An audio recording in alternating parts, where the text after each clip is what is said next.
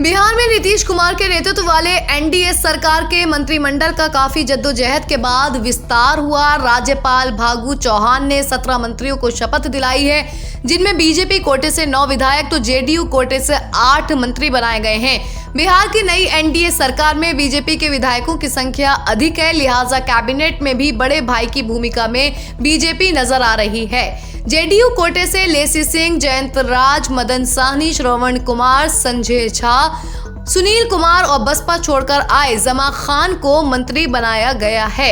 इसके अलावा जेडीयू ने अपने कोटे से ही निर्दलीय विधायक सुमित सिंह को भी मंत्री पद से नवाजा है। वहीं बीजेपी कोटे से शाहनवाज हुसैन, नितिन नवीन, नीरज कुमार, बबलू, सम्राट चौधरी, सुभाष सिंह, आलोक रंजन झा, नारायण प्रसाद, प्रमोद कुमार और जनक राम को मंत्री पद की शपथ दिलाई गई है। बता दें कि बिहार विधानसभा चुनाव के नतीजे आने के बाद 16 नवंबर को नीतीश कुमार ने 14 मंत्रियों के साथ शपथ लेकर कैबिनेट का गठन किया था।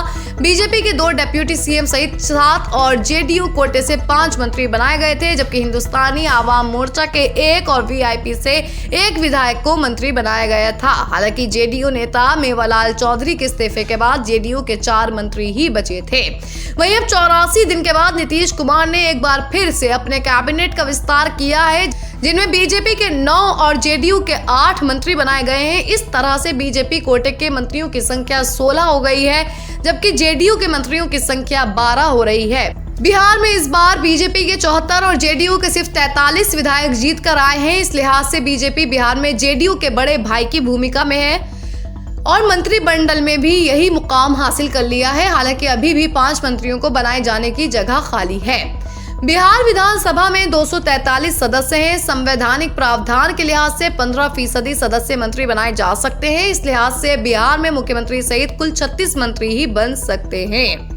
बिहार की एनडीए सरकार के कैबिनेट विस्तार के बाद भी मंत्रियों की संख्या 30 हो रही है और मुख्यमंत्री नीतीश कुमार सहित 31 हो रही है। इस तरह से 5 मंत्री के पद अभी बचे हुए हैं। बिहार में 50-50 का फॉर्मूले के चलते ही नीतीश कैबिनेट विस्तार में बड़ी अड़चन आ रही थी।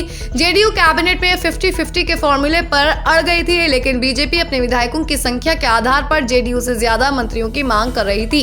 इसके चलते मंत्रिमंडल के विस्तार का पेंच फंसा हुआ था, लेकिन बीजेपी ने पिछले कार्यकाल की कैबिनेट का हवाला देकर अपने मंत्रियों की संख्या में इजाफा कराया है।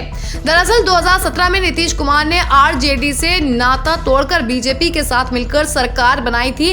उस समय मंत्रिमंडल का जो गठन हुआ था उसमें जेडीयू के मंत्रियों की संख्या बीजेपी से ज्यादा थी। इसकी वजह यह भी थी कि जेडीयू के विधायकों की संख्या भी बीजेपी से कहीं ज्यादा रही थी।